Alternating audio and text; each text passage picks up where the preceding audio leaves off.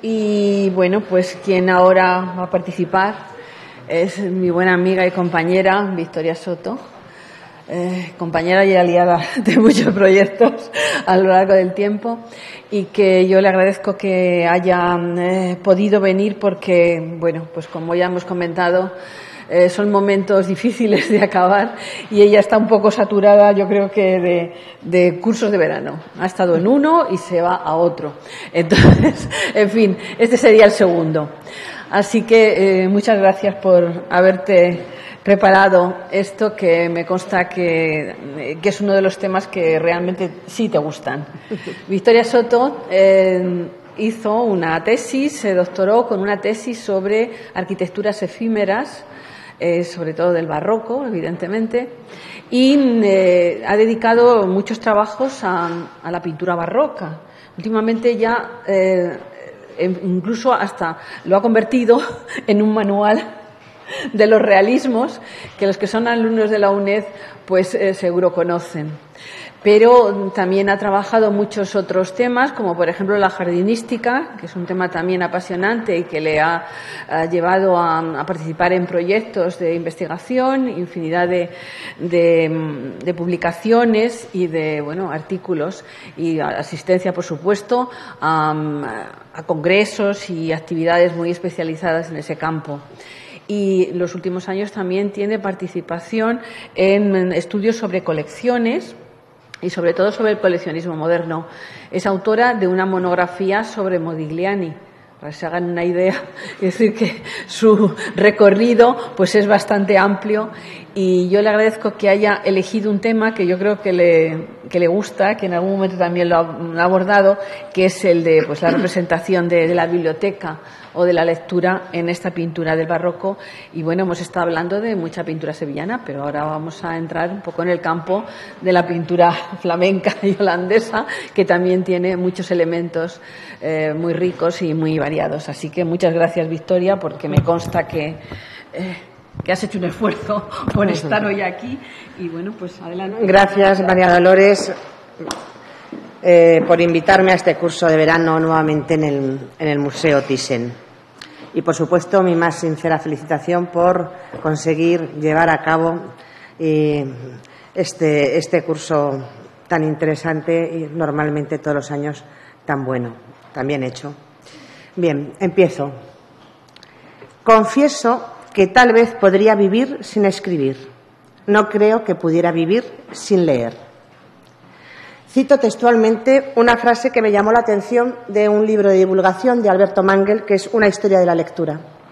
Y una frase que me volvió a la memoria cuando contemplé el cuadro que hoy nos ocupa, Rincón de una biblioteca, una obra a la que pertenece a este museo y que se encuentra en la sala 21, dedicada a la pintura holandesa. Es una pieza realizada por el pintor holandés Jan van der Heyden, fechada en 1711. Nos refleja una biblioteca, aunque no sabemos si es la suya. Se ha visto como un interior característico de un estudioso o erudito, de un coleccionista aficionado a la lectura, y se puede decir que es, ante todo, una naturaleza muerta, asociada al concepto de la vanitas por los característicos atributos que van desde esa vela apagada sobre un candelabro, el globo terráqueo, las picas guerreras, los mapas enrollados, un atlas y hasta los libros. Van der Heyden pintó este cuadro un año antes de morir, y es muy posible que quisiera plasmar al final de su vida una metáfora sobre su futura postrimería, en una composición en la que ha elegido o ha seleccionado cuidadosamente los objetos. Y entre ellos llama la atención una estantería con numerosos volúmenes en un rincón, en un estudio donde el presunto lector se acaba de marchar, tan solo se ha apartado y ha dejado su bastón con pomo de marfil sobre la silla de la izquierda.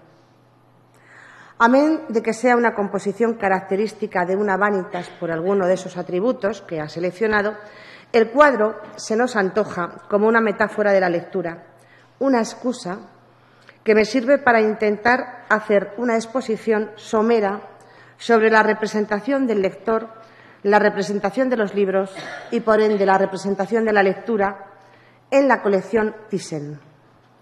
El tema del estudio de la lectura no es nuevo y hace ya varias décadas que se viene investigando dentro de lo que se conoce como nueva historia cultural, y en la que trabajos pioneros como los de Chartier y Cavallo, Chevalier o Pedro Cátedra, y en un sentido más divulgativo, pues otros como Mangel, han ido analizando en los últimos años. Pero antes de meternos de lleno en esta historia de la lectura o de los libros o de la representación de los libros, a mí me gustaría presentarles a Jan van der Heyden, un artista polifacético, poco conocido, a excepción de los Países Bajos. La importancia de la producción artística de este pintor saltó a la palestra a finales del año 2006, cuando un museo americano, el Buse Museum de Connecticut, consiguió reunir más de 50 piezas entre cuadros, estampas y dibujos, realizando un catálogo que fue coordinado por Peter Sutton, que debe considerarse como la primera monografía de peso de este artista.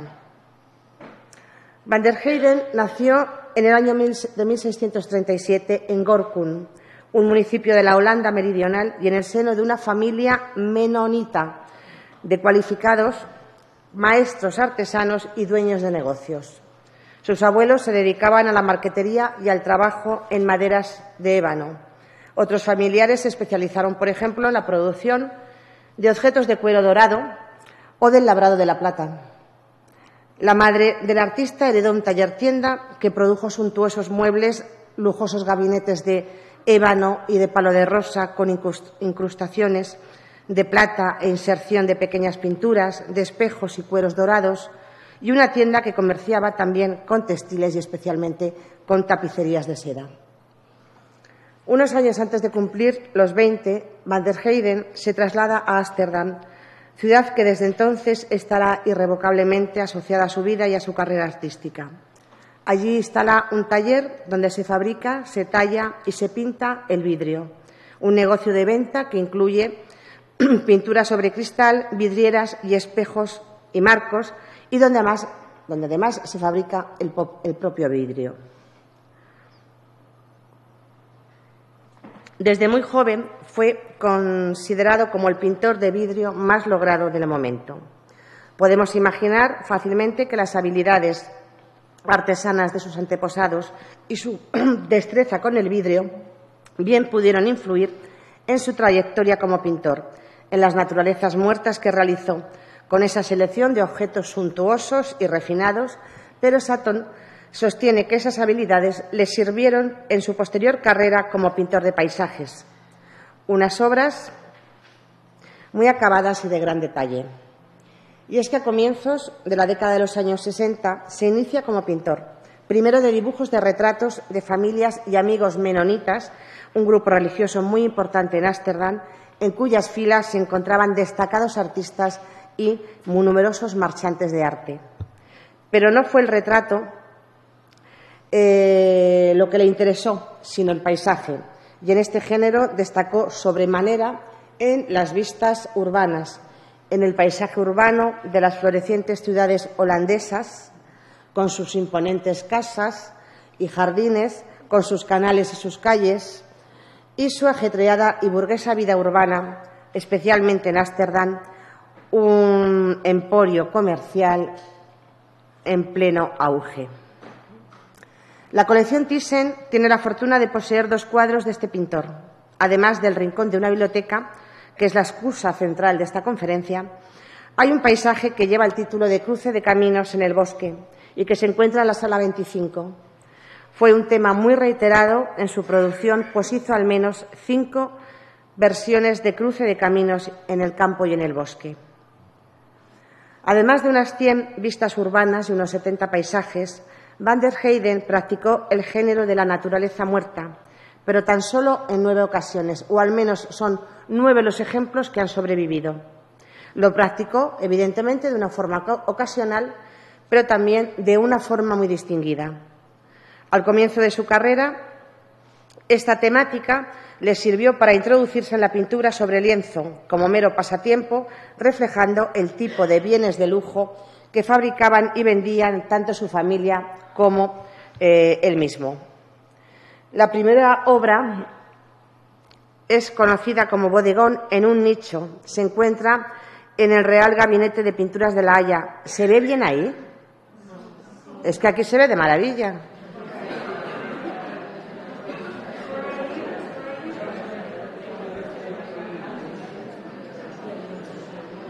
Aquí, vamos, es que se ve el nicho, la vela, la jaula, la pica.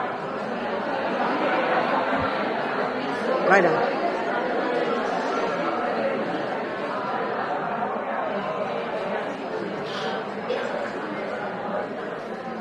Bueno. La primera obra es conocida como Bodegón en un nicho y se encuentra en el Real Gabinete de Pinturas de La Haya. Está firmada y fechada en 1664. Y la segunda es Una naturaleza muerta, con cortina, que está firmada un año después, en el 65. En la primera se muestran, delante de un nicho, una mesa de mármol cubierta con una alfombra o tapiz, una jaula para pájaros, flechas y un candelabro con una vela apagada. En la segunda, cuya imagen no he conseguido porque está en el Museo Ferdinandeum de Innsbruck, están los mismos objetos, lo que pasa es que se añade un globo terráqueo y una cortina. En ambas obras, el libro es el protagonista. Un libro es el protagonista, la Biblia. El libro que desde la remota Edad Media simbolizó en la plástica de Occidente la práctica de la lectura, aquella que monopolizó la representación de aquellos que solían o que sabían o podían leer. Me refiero a profetas, evangelistas y apóstoles, a santos y vírgenes, así como a soberanos, príncipes y altos dignatarios de la Iglesia. Todos ellos leyeron, y un recorrido por la colección de este museo nos ofrece la evidencia de que el códex, el códice y el libro fueron en sí un elemento, un objeto recurrente que acompañaba las figuras. Para los estudiosos, una figura con un libro revela no solo una operación intelectual, sino también la encarnación de unos gestos, de unos espacios y unos hábitos. En el mundo grecorromano circuló una gran masa de productos escritos, ya que hubo una capacidad muy amplia para leer y escribir. Tablillas de madera y cera, rollos de tela, láminas vegetales derivadas de los papiros, inscripciones sobre muros y piedras, que expresaban toda clase de textos, de los textos más diversos, carteles, libelos, calendarios, cartas, mensajes, documentación civil y militar, documentación jurídica, amén de textos históricos, poéticos, literarios. La aparición del códice en el siglo II después de Cristo, un libro con páginas conseguidas con la piel de los animales que conocemos como pergamino, abarató el soporte material, puesto que se podía utilizar la página por ambas caras, y se convirtió en el instrumento esencial de la lectura de Occidente, a excepción de Bizancio, que siguió utilizando el rollo durante siglos, especialmente en el ámbito litúrgico. Pero este cambio en el soporte trajo consigo un cambio en las maneras de leer. En Grecia y Roma, la lectura era esencialmente colectiva.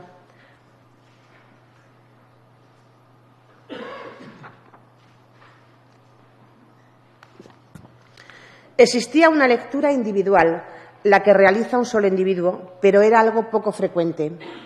El hecho de leer se entendía como algo asociativo, relacionado con la vida social. Uno leía mientras que el resto escuchaba.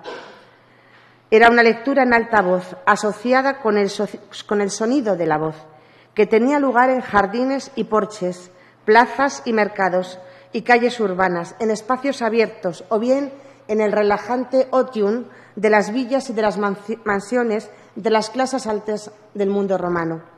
Un mundo que a partir de su decadencia hará crecer el número de analfabetos o iletrados. La Edad Media y el uso del códice cambiaron la práctica de la lectura. En un aspecto, por la reducción del número de lectores, pero en otro, porque se sustituyeron los espacios abiertos de la lectura antigua por espacios cerrados en las iglesias, las celdas, los refectorios, los claustros o las escuelas religiosas. También se encerró la lectura en los salones de las cortes señoriales. Frente a la diversidad de textos del mundo antiguo, la lectura ahora se limitó a las Sagradas Escrituras y a textos de carácter espiritual. Se continuó la lectura en alta voz, en los refectorios, en las misas de las iglesias y en los rezos de las congregaciones, pero el ámbito monástico propiciaba atenuar la voz y se dio paso a una lectura murmurada y silenciosa. Los trabajos e investigaciones sobre la iconografía de la lectura son un instrumento válido para observar la transformación de la práctica de la lectura durante el tránsito de la Edad Media a la Edad Moderna. Numerosas obras de la colección de este museo nos proporcionan lo que puede considerarse una fuente de primera mano para entender esta transformación. Metamorfosis que es bien palpable, bien visible, desde los últimos siglos de la Baja Edad Media. En la pintura de finales del gótico se representa a evangelistas, santos y vírgenes, incluso ángeles, con un libro en la mano, y ejemplos no faltan en esta colección. El más importante representante de la pintura del 480, en Ferrara, Cosmetura, pintor al servicio de los Este, realizó este San Juan Evangelista en Patmos, que se encuentra en la sala 4. Está dedicada a la pintura italiana. Está tumbado, lee plácidamente y le acompaña un águila, que es su atributo, su símbolo, que reposa sobre el brazo y que parece que le está pasando la página del texto que lee. Los 4 evangelistas están siempre ligados a un libro. No en vano fueron los autores, los escritores o los autores de las Escrituras, Mateos, Lucas, Marcos y Juan, aquellos que en los tímpanos medievales se simbolizaban con el tetramorfos. Y son los autores de los 4 evangelios canónicos. Sin embargo, muchas de las tablas de finales del medioevo los reflejan ya en su labor de escritores, mejor dicho, de copistas. Tal y como podemos ver en las piezas de un retablo benedictino que está en la sala 2, dedicada a la pintura alemana del siglo XV, y es obra de Gabriel Maleskircher, un pintor activo en Múnich. Las tablas del retablo son de 1478 y ofrecen unos interiores muy descriptivos, de gran realismo y con notas de influencia flamenca, donde los evangelistas aparecen sentados en sus pupitres, representados más como copistas que como autores de las Escrituras. Y es que a lo largo de la Edad Media se incrementa el escrito, se escribía y se copiaba con miras a la lectura. Y se copiaba en silencio, usando un atril para apoyar el original y una mesa para la copia. Había muebles especiales para copiar, diseñados con el fin de minimizar el grado de desplazamiento ocular entre el original y la copia. Y estos son los scriptoria tardomedievales. Otra figura asociada al libro fue la de San Jerónimo, un personaje de finales del siglo IV y principios del V, que dedicó toda su vida a estudiar las Sagradas Escrituras, pero empezó estudiando y memorizando a los grandes autores latinos como Cicerón, como Virgilio y Horacio, o a los autores griegos como Homero y Platón. Cuando se convierte al cristianismo, decidió hacer penitencia por sus pecados, un tema también recurrente en la pintura de la Edad Moderna, desde los inicios del Renacimiento, como vemos en la tabla del pintor Marco Zoppo, boloñés de origen y estilísticamente relacionado con Cosmetura y Andrea del Castaño. La evocación de la vida de San Jerónimo, además, siempre va asociada a la imagen de un león, pues la leyenda cuenta que lo domesticó en el desierto y después de haberle sacado una espina de la pata. Sin embargo, en esta tabla, San Jerónimo aparece como doctor de la Iglesia y con capelo cardenalicio, ya que al regreso del desierto, el Papa Dámaso I le nombró su secretario, encargándole la traducción de la Biblia del hebreo y el griego al latín.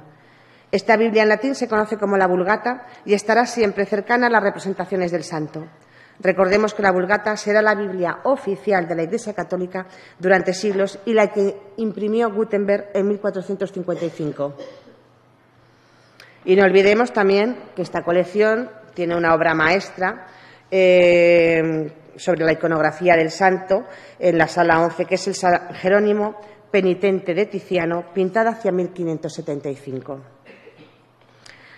Son numerosos los santos que aparecen con libros, signo de que eran lectores. Además de los santos apóstoles, tenemos a Santa Catalina y Santa Clara de Asís, los santos Cosme, Damián y Pantaleón, y todos ellos se encuentran en este museo. Y si ustedes vuelven a recorrer las salas, podrán comprobar las numerosas imágenes de santos con libros. Leyendo libros se aprendía a conocer a Dios. Ya a comienzos de la Edad Media, la regla monástica de San Benito, el iniciador del monacato y cuyas premisas fueron acogidas por la mayoría de los monasterios fundados en Occidente, estipulaba una serie de horas para la lectura.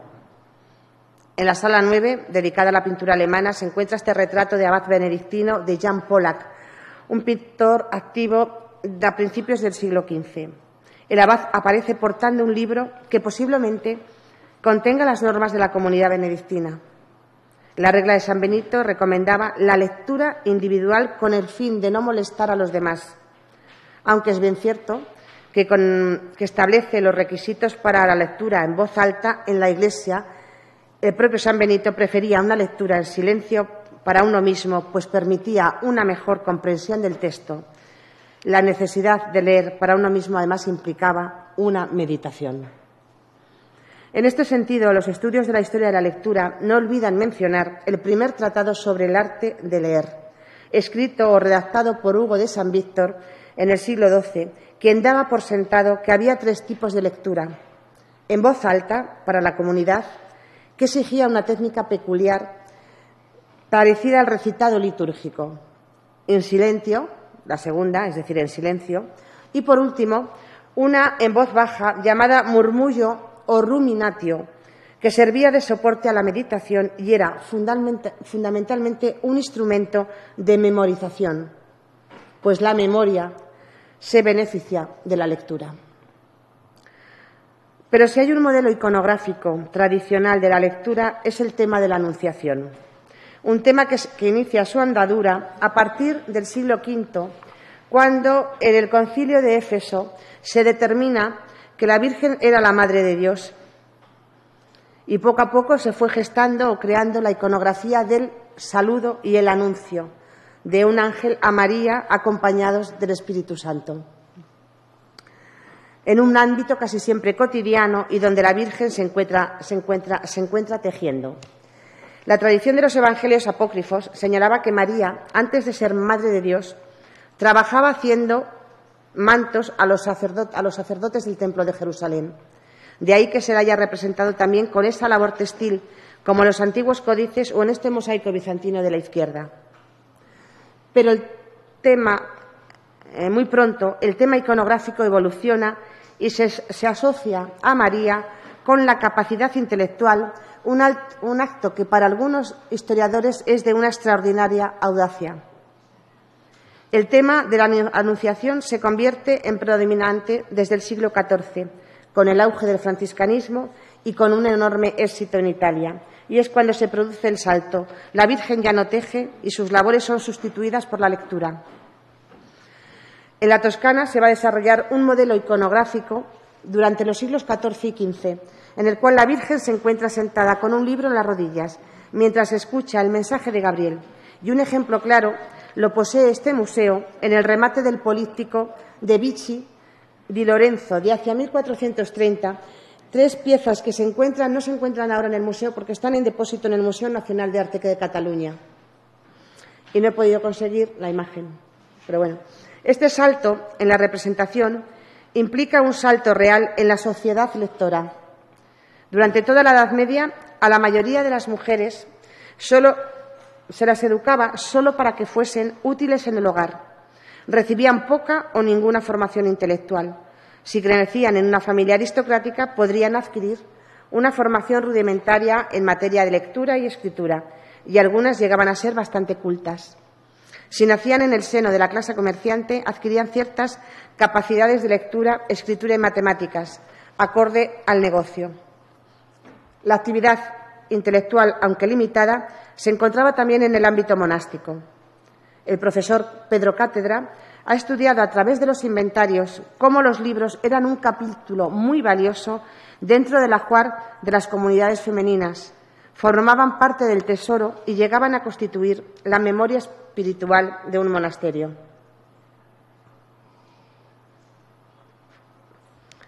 Nos interesa sobremanera este tránsito en los últimos siglos de la Edad Media al Renacimiento, los últimos años, una época en que la lectura es individual e íntima, silenciosa o al menos susurrada, practicada dentro del hogar en un entorno cotidiano. La Anunciación representa a una mujer en la intimidad que lee y cuya fórmula iconográfica durante el Renacimiento prescinde de ángeles y trompetas, a excepción del arcángel anunciador. Será a partir del siglo XV cuando esta representación se abre al exterior en una puesta de escena que permite demostrar al artista el conocimiento de la perspectiva, la capacidad de reflejar el paisaje o la capacidad de representar la ciudad. Las colecciones de este museo nos aseguran que la Virgen se encontraba leyendo, que tenía un libro en las manos o los tenía delante de los ojos, y que está dispuesto en un atril o en un pequeño escritorio, o bien entre las manos. En la sala 4 encontramos la tabla de mediados del siglo XV de Benedetto Bonfigli, un pintor de Perugia que revela ciertas influencias de Fra Angelico. No es un interior donde se produce la escena, sino que, como empezará a ser habitual, está al aire libre en una terraza que permite ver una ciudad idílica con un paisaje. La Virgen ha abandonado la lectura y se ha arrodillado para recibir el anuncio del ángel, mientras que la encarnación de la paloma va directamente a su corazón. Sobre un pequeño mueble hay un atril sobre el que reposa un libro y hay otros libros en una especie de cajonera que nos evidencian que hay más lecturas. A Gentile Bellini, un pintor que junto a su hermano Giovanni es uno de los introductores del Renacimiento en Venecia, se le atribuye en esta tabla de la sala 7. Se le atribuye esta tabla. La Virgen está protegida dentro de un pórtico, su lectura está sobre un atril móvil y el ángel queda situado en una estrecha calle enlosada. Frente a esta magnífica escenografía arquitectónica que nos recuerda aspectos de Andrea Mantegna, contrasta la tabla de Bernard Strigel, un pintor alemán de finales del siglo XV, con influencias de Durero, cuya representación resulta más retardataria. Es un interior, una estancia inmediata a la alcoba y la Virgen se encuentra ante un escritorio con las manos en el pecho en señal de acatamiento. Es de interés señalar otra obra de este artista, también y cito en esta colección y que nos remite a la lectura. Es el Anuncio de Santa Ana, de hacia 1505, un tema procedente de la leyenda dorada y de los evangelios apócrifos, según los cuales un ángel se apareció a Santa Ana y San Joaquín para comunicarles que serían padres de una niña a la que llamarían María. Esta escena recoge el anuncio a Santa Ana en un interior donde un mueble contiene y muestra un par de libros, puesto que la santa sabía leer y será la encargada de enseñar a leer a su hija la Virgen María, un tema predilecto de los pintores de la Edad Moderna, especialmente del siglo de oro que ha proyectado la profesora Alicia Cámara anteriormente. La confluencia entre el gótico y el Renacimiento también la encontramos en la sala 10, en concreto en esta Anunciación datada de hacia 1520, de Jean de Beer, uno de los manieristas de Amberes, conocidos por el gran detallismo que reflejan sus fondos. Es una composición con un claro sentido narrativo que incluye muebles, incluye objetos y que se encuentra también en una estancia próxima a la alcoba, al dormitorio de la Virgen. Sorprende que en este caso los utensilios de las labores de María se encuentren abandonados en el suelo, pues la Virgen se ha situado ante el pequeño escritorio donde reposa el libro, aunque hay que verlo como un reclinatorio, un mueble destinado a la genuflexión, a la oración, pero también que permite leer.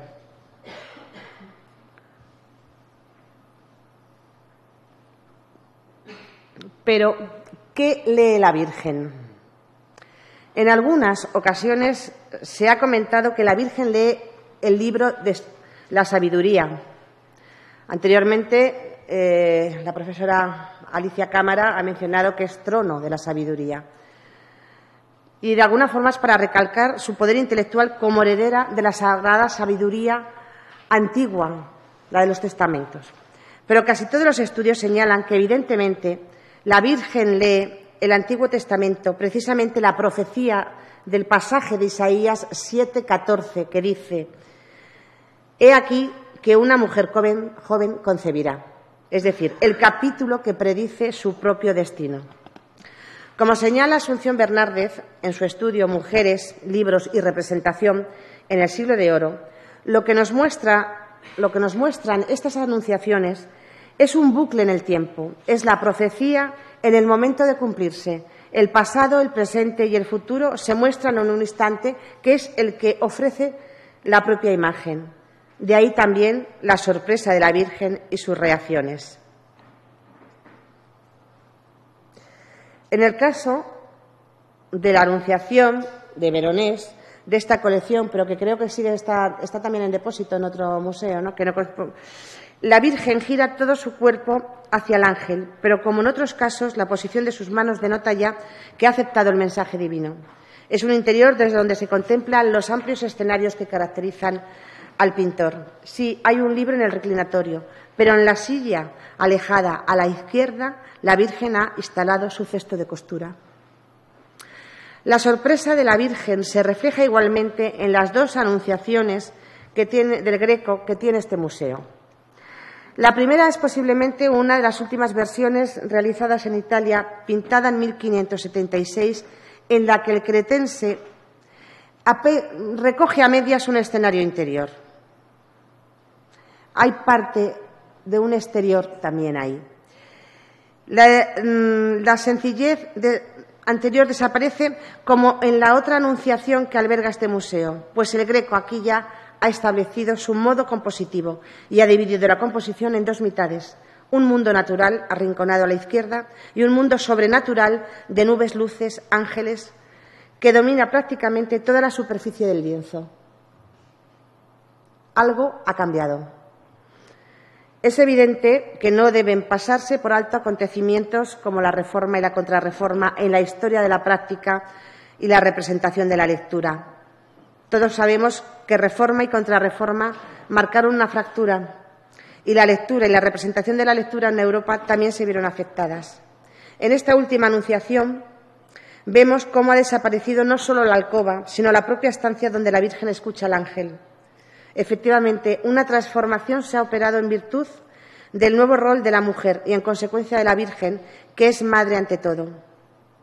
Las directrices del concilio, ya lo sabemos, usarán la imagen sagrada como instrumento de propaganda ideológica, y las imágenes tienen que dar ejemplo.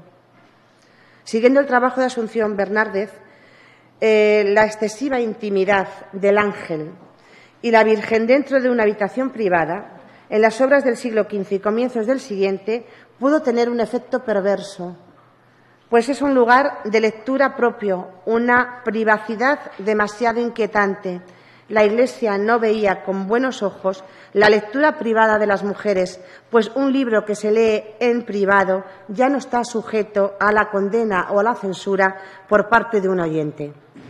Máxime cuando una de esas lectoras, María, vestía ropajes de una dama, con el cabello suelto y en estancias ricamente decoradas, y encima tenía un hermoso ángel a sus pies, próximo a su alcoba, como si éste rindiera pleitesía a la dama que abandona la lectura.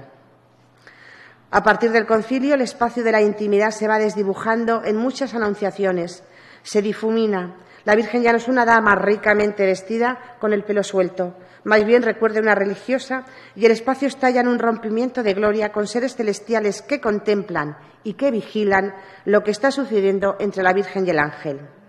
Se impuso el concepto de decoro. El Greco lleva en esta pintura los principios trentinos hasta el extremo, pero también lo harán Zurbarán, Murillo y otros artistas coetáneos y posteriores que reflejan a una Virgen sumisa, con una mirada baja, en actitud humilde. Pero, como indica Bernárdez, el tema va a tender a desaparecer en el mundo católico para dar paso a otro modelo como el de la Inmaculada Concepción, aunque es una perspectiva que yo no comparto. Pero hemos llegado demasiado lejos y tenemos que volver a los libros.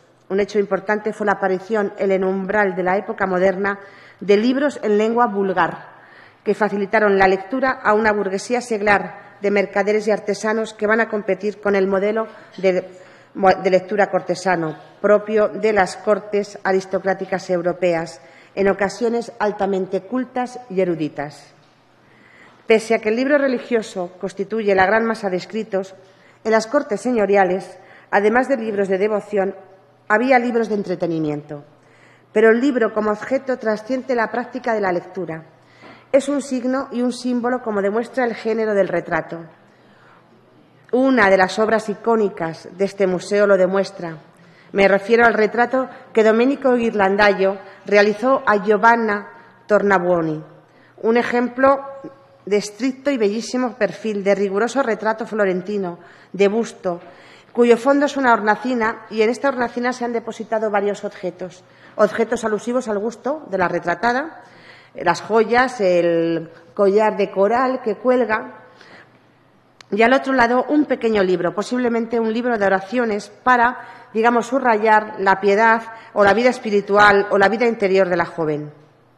Es muy posible que se trate de un libro de horas, cuyo formato pequeño, sus ilustraciones miniadas y su encuadernación lo convertían en un equivalente, es decir, en otra joya. En los albores de la Edad Moderna, donde se sitúa esta pieza, hay una lectura clara propia de las cortes, que tanto en Francia como en Italia son altamente cultas y eruditas. Además de libros de devoción, existían libros de entretenimiento, que además servían de adorno, pues eran signos de vida exquisita, de ostentación de riqueza, de fasto, signos expresados en su encuadernación, con pieles valiosas, telas finas y metales preciosos. Celebran el esplendor del príncipe y su corte. El libro de horas era ejemplo de ello, pero en un siglo, a mediados del 500, este tipo de libro se constituyó en el mercado fundamental de la edición y, al poder encuadernarse en rústico, pasó a ser más barato y pudo tener una clientela más popular. Y es que para las fechas en que Ghirlandaio retrataba a la Tornabuoni, ya se había operado lo que algunos historiadores de la lectura han denominado como la primera revolución, no tanto de la lectura como del libro. En la ciudad alemana de Maguncia, el platero y orfebre Johannes Gutenberg, y tras varios ensayos, conseguía la primera edición impresa de la Biblia.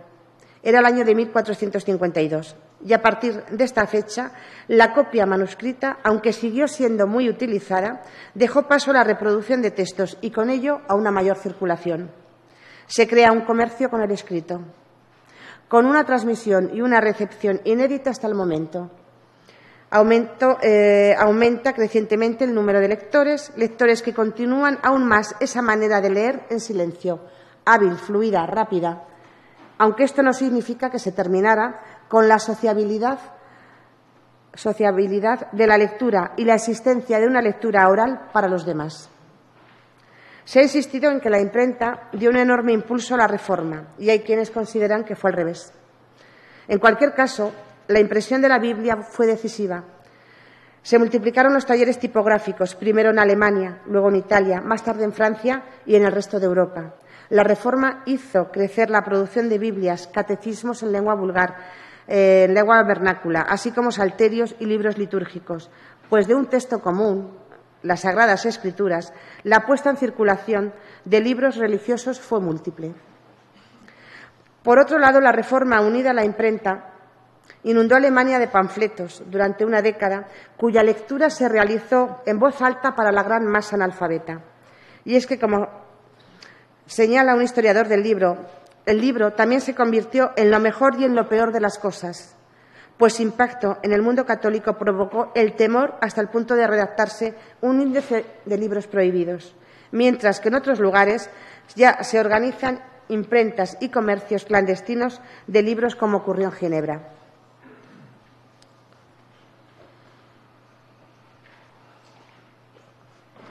Hoy ya no se sostiene la idea tradicional que diferencia el protestantismo, considerado como una religión de lo escrito, basada en la lectura personal del texto bíblico, y el catolicismo como religión de la palabra y de la escucha.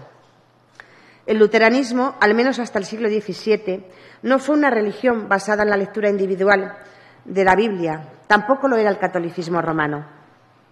La lectura individual, personal, silenciosa e íntima, se practicó a raíz de las disensiones en el seno del luteranismo, es decir, de las propias reformas del protestantismo.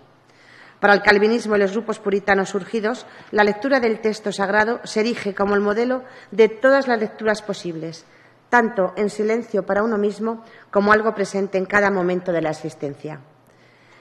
En el mundo católico, la lectura de la Biblia quedó restringida esencialmente a los clérigos. Lo que está claro es que en la zona protestante el texto sagrado es escuchado, leído, releído y recitado. En territorio católico, semejante familiaridad, lejos de ser recomendada, es tenida por sospechosa. La tensión que produjeron los libros impresos fue un hecho en toda Europa. El peculiar estilo de Durero consigue una imagen diferente de un asunto iconográfico de enorme tradición. Jesús entre los doctores, realizado hacia 1506 y presente en la colección de este museo. El tema es un pasaje del Evangelio de San Lucas que presentaba, según la tradición, a un joven Jesús sentado o sobre un estrado en medio de un templo con columnas y rodeado de los rabíes. Pero el máximo representante del Renacimiento alemán nos presenta a un joven Jesús en plena discusión que todavía no ha vencido la disquisición teológica, rodeado de cabezas cuyos rostros delatan recelo, desconfianza, burla, agresividad caricaturesca. Las figuras todas portan libros que apoyan las cuestiones de las disputas y varios de ellos pasan páginas en busca de una refutación. Libros de hojas y pergaminos son tema también de otra obra con claras influencias de Durero y se encuentra en la sala siguiente, en la sala 10, que recoge la vocación de San Mateo, de 1530. La autoría de esta obra sigue siendo hoy discutida.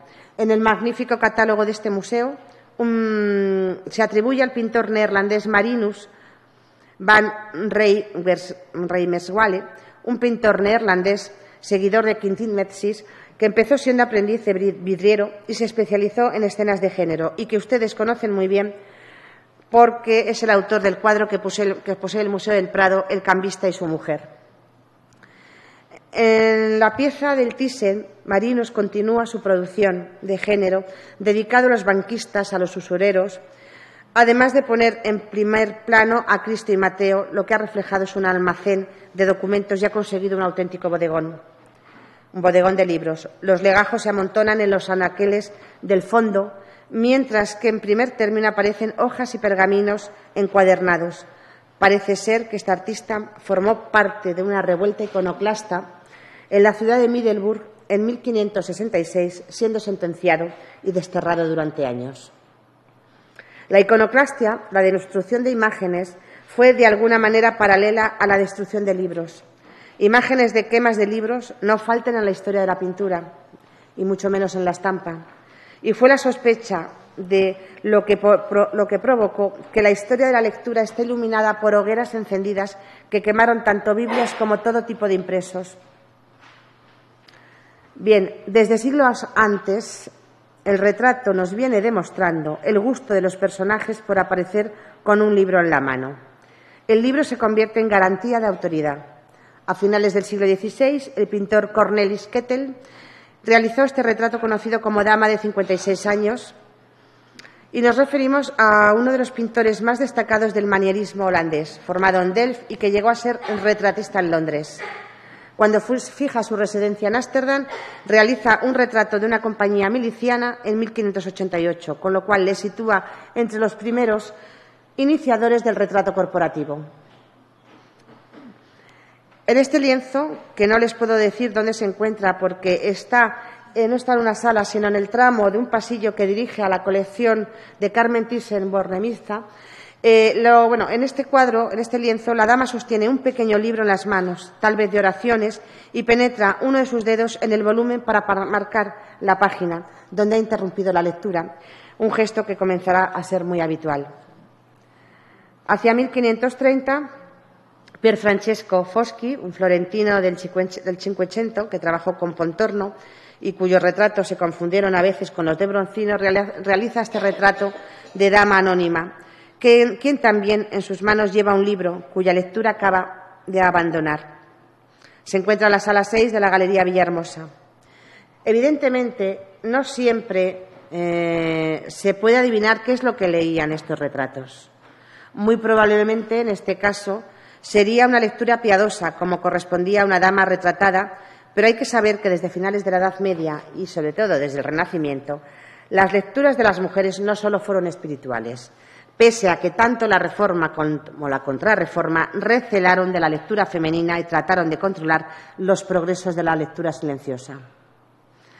Tenemos que volver, entonces, a recordar las lecturas en voz alta para un público oyente. Y este público, cuando era femenino, tuvo una clara preferencia por la literatura. Las comedias humanistas, las novelas de caballerías, las novelas pastoriles fueron pasto de ojos y oídos femeninos. En una lectura en silencio, estas obras encantaban y embelesaban, de ahí el peligro, pero de ahí también la demanda, la mayor producción y la modificación de los formatos y los impresos de poco coste o de los pliegos sueltos que se compraban o se tomaban prestados y se escuchaban. La economía del impreso permitió ejercer la lectura o escuchar la lectura a los más humildes de las capas sociales. Estamos ante una lectura oída, una lectura escuchada de novelas que consolaban la monotonía. Cervantes hace referencia a ella en El coloquio de los perros. Leer para los demás seguía siendo un gesto normal, una expresión del vínculo social, y en El Quijote son muy comunes las lecturas públicas informales. En cualquier caso, a mediados del siglo XVII, casi la mitad de los libros publicados todavía eran religiosos. La primacía de estos seguían siendo los libros de horas, la leyenda dorada, las Biblias, los breviarios, los misales. Eran además materiales de instrucción. Con ellos y junto a las cartillas se aprendía a leer. Los propietarios de libros eran una sociedad minoritaria. El libro era un objeto excepcional. Tener libros era señal de una categoría social elevada, símbolos de una aristocracia intelectual e instrumentos esenciales para el estudio de otra clase media burguesa. Desde el 480 empieza a abundar la representación de los estudiolos. Recordemos la imagen proyectada de Federico de Montefeltro y la extraordinaria marquetería de Benedetto da Maiano. Había que representar no solo al retratado con un libro, sino también aquel ambiente donde se instruía. Había que reflejar su biblioteca con sus armarios, sus libros, con objetos científicos y con todo aquel material propio de un curioso, de un docto, de un erudito, desde la pluma de escribir hasta los anteojos. Una aproximación la podemos encontrar en la sala 9, en el retrato de este contable perteneciente a la familia Fugger, que es principales banqueros de Alemania. Su rotundo volumen, que ocupa casi toda la composición, no impide saber que se encuentra ante su escritorio, junto a los libros, que son las imágenes del saber, y sobre esa alféizar o repisa hay una copa de vino, un horóscopo y un paisaje. Aumentan los objetos símbolos y, a la par, los libros se introducen de lleno en las naturalezas muertas hasta el punto de convertirse en bodegones de libros, con un mensaje ambiguo, como demuestran ciertas vanitas. Una naturaleza muerta especializada que recoge solo libros, como vemos ahora. Y hay que decir que los libros, impresos o manuscritos, son objetos fabricados por el hombre y una vanidad más que no está exenta de destruirse o de ajarse con el tiempo. El libro es también vulnerable y caduco, especialmente tras la invención de la imprenta y la proliferación consiguiente de ejemplares más baratos y de peor calidad, por tanto, frágiles y fáciles al deterioro. Por otro lado, el aumento de libros de temática profana o científica no fue bien visto por las autoridades religiosas. Para ellas eran símbolo de la inutilidad del saber, textos que para nada benefician el espíritu cristiano. Las vanitas de libros son imágenes del saber que la propia vanitas denuncia, es decir, saber que no se sabe nada. Estos libros, que se acompañan con plumas de escribir, tinteros, anteojos y una calavera, avisan de que el saber es inútil ante la llegada de la muerte. Sin embargo, y como ha estudiado Vives Ferrandiz, la ambigüedad en estas composiciones es manifiesta. Por un lado, el pensamiento del desengaño subraya el valor inútil que tienen los libros, pues el saber o la ciencia, su conocimiento, tan solo es útil en la tierra. Por otro lado, en estas vanitas se denuncia el tiempo malgastado en leer libros porque no aportan un conocimiento adecuado para alcanzar la vida eterna. En algunos ejemplos, como en el cuadro de Juan Francisco Carrión, de la derecha, se puede atisbar alguna noción positiva en tanto en cuanto manifiesta erudición o cultura de utilidad. La vanitas que vemos en la imagen resulta sorprendente, pues se puede leer alguno de los libros que incluye, son dos de Francisco de Quevedo y otro de Nicolás Causino: La virtud militante contra las 4 pestes del mundo, La cuna y la sepultura y La corte santa. Son libros adecuados por su contenido moralizante. En cualquier caso, y como indica Vives Ferrandiz, estas vanitas son un ejemplo de la ola de escepticismo que recorre la Europa de los siglos XVI y XVII.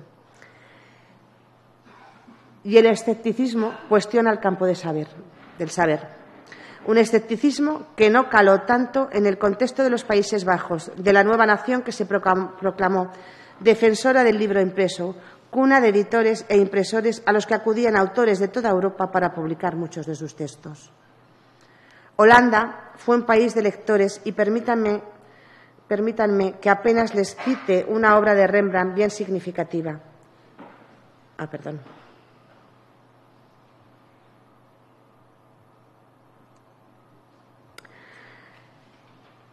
Que les cite una obra de Rembrandt del pintor holandés que hizo del libro un objeto poderoso en sus composiciones. El predicador menonita Anslo enseña a su mujer a leer la Biblia, en que en algunos libros o textos o estudios aparece con otro título de Anslo comenta la Biblia a su mujer. Es un cuadro de 1641 que refleja la importancia que esta comunidad religiosa de los menonitas tuvo en Holanda y en especial en Ámsterdam. Son una escisión holandesa que se separa de los anabaptistas originados en el siglo XVI tras la Reforma. Repudiaban el bautismo, la autoridad gubernamental y el servicio militar. Los menonitas se opusieron tanto a los anabaptistas como a las sectas protestantes. Y durante la segunda mitad del siglo XVI fueron torturados y ejecutados como herejes tanto en Suiza como en los Países Bajos. Pero a lo largo del siglo XVII, en Ámsterdam confluyen los más variados y fuertes torrentes ideológicos y una variedad tal de religiones que la ciudad, por fuerza, se convierte en la urbe más tolerante de Europa. A diferencia de la expresión radical de los anabaptistas, los menonitas fueron pacifistas y proclamaron un modo de vida sencillo, una vestimenta sobria, de ropajes negros, a pesar del gran poder adquisitivo que este grupo tuvo en la ciudad holandesa, una auténtica casta burguesa. Cornelis Anslo fue un comerciante próspero de telas que, por su oratoria y por su fe, fue elegido como ministro o guía espiritual de esta congregación. Rembrandt ha incorporado una potente luz, una luminosidad a la Biblia como metáfora de que el Evangelio proyecta la luz de la verdad.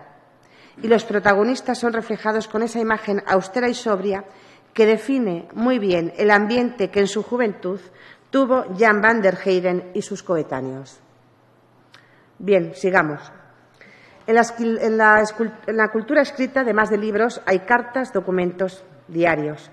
Y los pintores holandeses, tan interesados por las escenas de género y por reproducir interiores intimistas, fueron diestros en reflejar los ambientes de trabajo y estudio.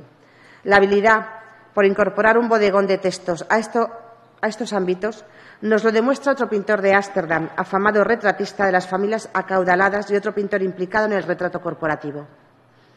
Su cuadro está en la sala 21. Es el retrato de un hombre con documentos, personaje que hoy por hoy sigue siendo anónimo, aunque por esa escribanía y por los lacres que caen de los papeles es posiblemente que se trate de un comerciante, de un notario o de alguien que está acostumbrado a realizar transacciones económicas.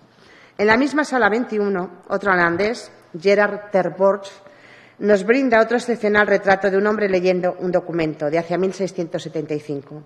Recordemos que este pintor coetáneo de Vermeer gustó de recoger los ámbitos reservados de una casa donde una mujer toca el clavicordio o un grupo de figuras conversan, leen o escuchan música.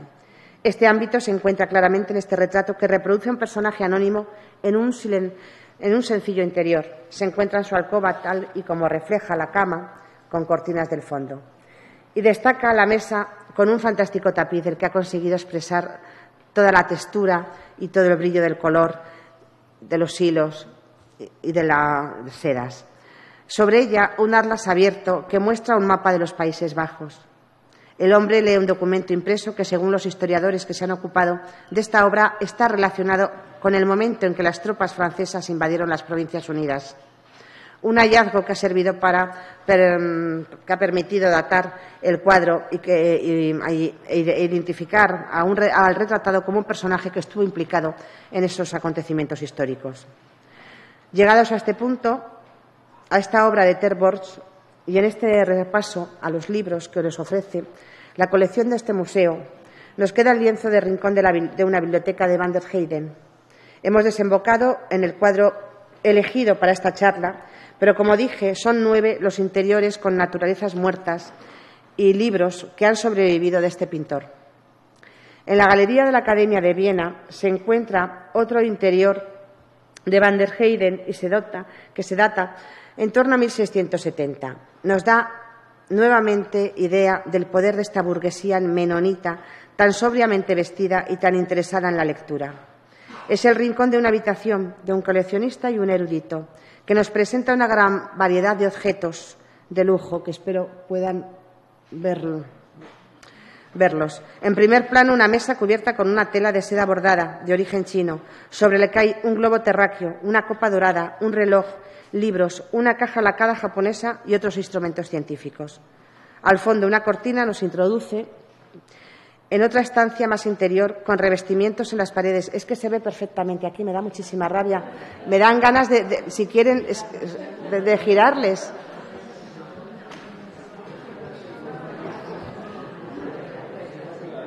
Vaya, ya la he liado.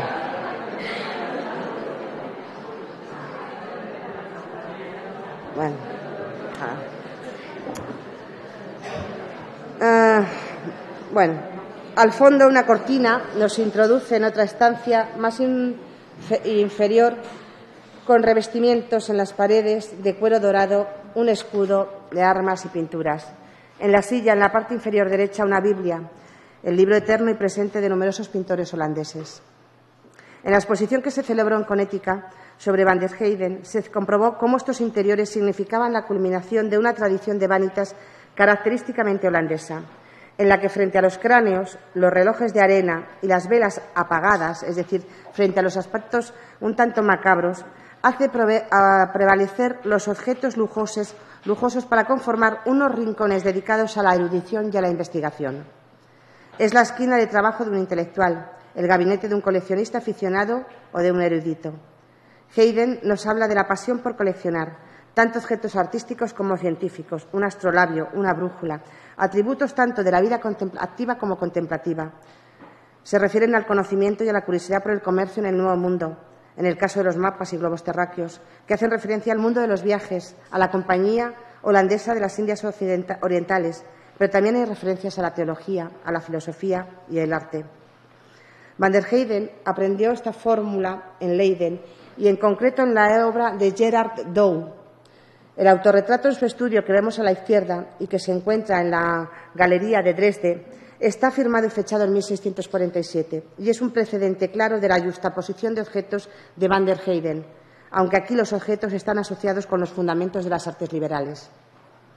Pero realmente lo que Van der Heyden reproduce en muchos sentidos son los objetos artísticos y lujosos con los que comerciaba su familia y con los que comerciaba él mismo, y los que él mismo vendió a lo largo de su carrera. Ya he comentado que realizó varias naturalezas muertas al comienzo de su trayectoria como pintor y que luego se dedicó exclusivamente al paisaje y a las vistas urbanas. Pero en los últimos años de su vida volvió a repetir estos interiores eruditos en los que además no solo firmó, sino que escribió su edad. A los 74 años realizó uno de estos cuadros, el que se encuentra en el Museo Norton Simon, y el que vemos en la imagen está en el Museo de Bellas Artes de Budapest, que lo realizó a los 75 años en 1712, que es la fecha de su muerte. Es otro interior evocador del estudio del caballero que lee en volúmenes de tamaño folio, encuadernados en fino cuero y que pasa su tiempo estudiando con materiales cartográficos y bien versado en arte, como se comprueba en la pintura que hay sobre la chimenea, una copia del grabado de Pietro Testa de la muerte de Dido, una pintura. Y en todas estas composiciones siempre el mismo atlas, el nuevo teatro del mundo, el Atlas Mayor de Blaue, publicado en 1665. Y siempre, en todas las composiciones, el atlas aparece siempre abierto en la misma página, la estampa de las fortificaciones de Bergen, lugar crucial en la batalla entre españoles y holandeses durante la Guerra de los 80 años.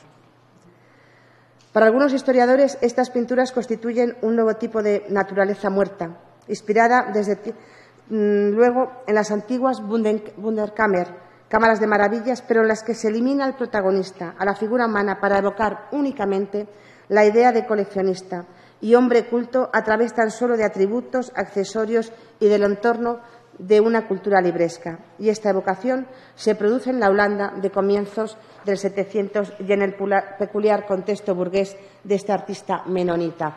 ¿Cómo voy de tiempo?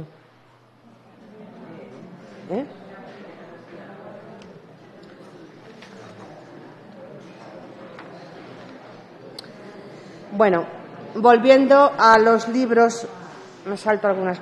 Los libros, con el siglo XVIII comienza un cierto retroceso de publicaciones dedicadas a la teología y la devoción, mientras que van ganando público todas aquellas obras que pueden clasificarse bajo la rúbrica de ciencias y artes, un gran cambio que tomará cuerpo desde mediados del siglo XVIII hasta la Revolución.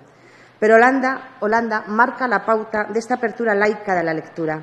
El cuadro Rincón de una biblioteca es el estudio de un hombre con una formación científica, con un poder de adquisición característico de un patriciado urbano, y es fácil de imaginar que esta estancia fuera la preferida del pintor, ya anciano. Un artista que había tenido una carrera exitosa y, aunque no podemos confirmar si era su lugar de trabajo, sí que conocemos el inventario realizado a su muerte, un inventario que incluye su biblioteca personal, una biblioteca bastante considerable para la época, de 184 volúmenes y que, como todas las bibliotecas, forman parte de su biografía. Con una frase también del mismo libro con el que inicié esta conferencia, termino de hablar de los libros, esos objetos sobre los cuales nuestros ojos recorren sus páginas, mientras que nuestro corazón entiende su mensaje. Gracias.